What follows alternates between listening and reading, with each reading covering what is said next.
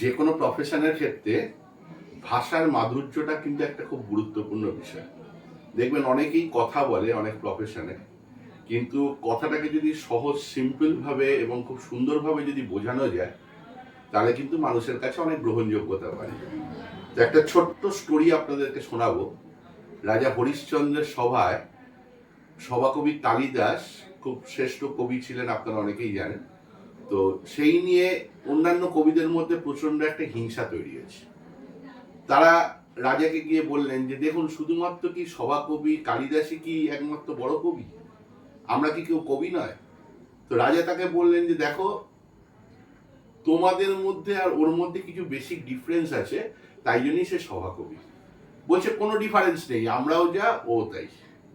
তখন রাজা সিদ্ধান্ত নিলেন যে ঠিক আছে, চলো একদিন রাজসভাতে একদিন বসা হবে এবং সেখানে পরীক্ষা নেওয়া হবে যে কেন উনি সর্বশ্রেষ্ঠ কবি।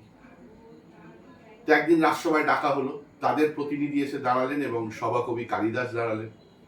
তো রাজা একটি কাঠের গুঁড়ি দেখিয়ে অন্য কবিটিকে বললেন যে বলো তো সামনে কি পড়ে আছে। তো কবি তখন বললেন তো সামান্য ব্যাপার, শুষ্কং কাষ্ঠং তিষ্ঠতি অগ্রে, অর্থাৎ শুকনো কাঠ সামনে পড়ে আছে, কাঠের গুঁড়ি। তখন কবি কালিদাসকে বলতে বলা হলো। তো কবি কালিদাস তখন বললেন নিরস তরু বড় পুরত ভাগে, অর্থাৎ একটা নিরস গাছ যার মধ্যে কোনো রস নেই, তরু বড় পুরত ভাগে সামনে পড়ে আছে। দেখুন, কথা দুটোর মানে কিন্তু একই, কিন্তু বলার মাধুর্য, ভাষার মাধুর্যে অবশ্যই কবি হিসাবে সভাকবি কালিদাসকে অনেকটা এগিয়ে লাগলো তার থেকে। তো এটার মাধ্যমে প্রমাণিত হলো যে কেন সর্বশ্রেষ্ঠ কবি ছিলেন কবি কালিদাস।